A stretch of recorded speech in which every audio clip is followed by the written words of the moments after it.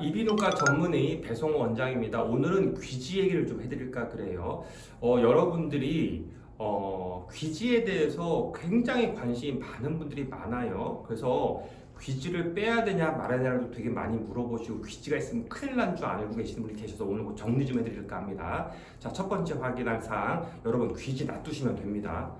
그런 이비인후과도 솔직히 있어요. 귀지를 잘 빼서 유명해진 이비인후과가 있어요. 동네 아줌마니만 다 좋아해. 우리 애가 그 병원에 가면 막 귀지 이만한 걸 막 빼고 와서 막 환호성 지르고, 심지어는 그런 걸 유튜브를 찍어서 우리 병원에 오면 귀지 이런 걸 다 빼줘요. 그리고 영상 찍어서 조회수 많이 올라가는 병원들도 있는 거 제가 알고 있어요. 그런데 여러분 귀지는 안 빼시는 거예요. 그러면은 귀지를 왜 안 빼도 되는 겁니까?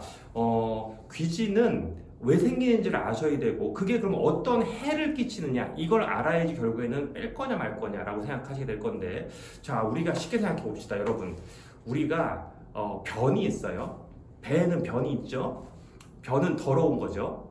그런데 우리가 변이 더러우니까 억지로 막 빼야 돼요. 관장을 막 해서 막 억지로 막 빼야 돼요. 아니죠.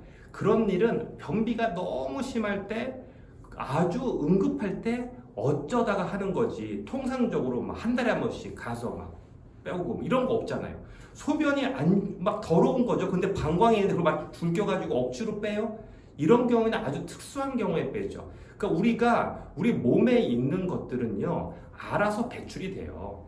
폐원은 알아서 배출되고 소변도 배출되잖아요. 그걸 억지로 빼야 되겠냐고요. 그건 특수한 경우니까요. 귀지는요, 저절로 나와요.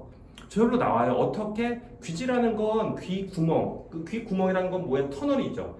터널인데 그 터널의 끝은 고막으로 막혀 있단 말이에요. 그러니까 이 통해 있는 게 아니잖아요. 그러니까 막혀 있기 때문에 귀 안에서 피부가, 우리 이런 피부를 탈락이 되거든요. 그 탈락돼서 나오면 그게 쌓여서 귀 밖으로 배출이 돼요. 저절로 배출이 돼요. 그냥 놔두시면 돼요. 저는 평생 한 번도 귀지를 파본 적이 없어요. 놔두시면 되는 겁니다. 파지 마세요. 자, 그러면 이제부터는 바꿉니다. 파야 되는 경우가 있습니다. 딱 한 경우 뭐가 있어요? 의사가 이 사람의 중이염을 확인해야 되겠는데 고막이 안 보이는 경우가 있어요. 귀지가 너무 꽉 차서. 이런 경우는 저희가 뺍니다.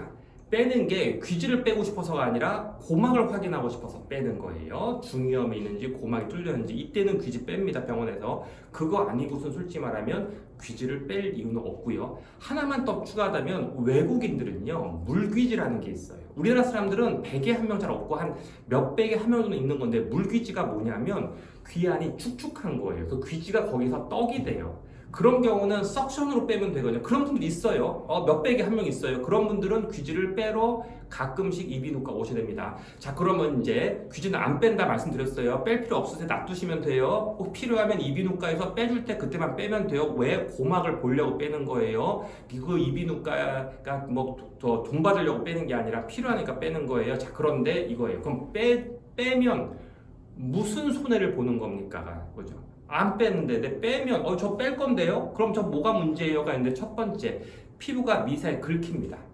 여러분이 아무리 빼도 이비인후과 가서 핀셋으로 빼는 게 아니잖아요. 그냥 여기서 긁는 거고, 그 다음에 뭐 뾰족한 걸로 긁는데, 그러면서 어디가? 피부가 긁혀요. 자, 여러분들 피부가 이렇게 있는데 우리가 만약에 때밀이 타올로 밀어요. 근데 그게 아니라 여기를 숟가락으로 막 긁어보세요. 그럼 피부가 어떻게 돼요? 상처가 나겠죠. 귀는요, 이게 없어요. 뭐가 있냐면 귀 피부에는 지방층이 없어요. 여러분들이 만져보세요. 딱딱해. 그러니까 그 동굴에 피부만 살짝 덮여 있는 거예요. 긁으면 바로 긁혀버려요.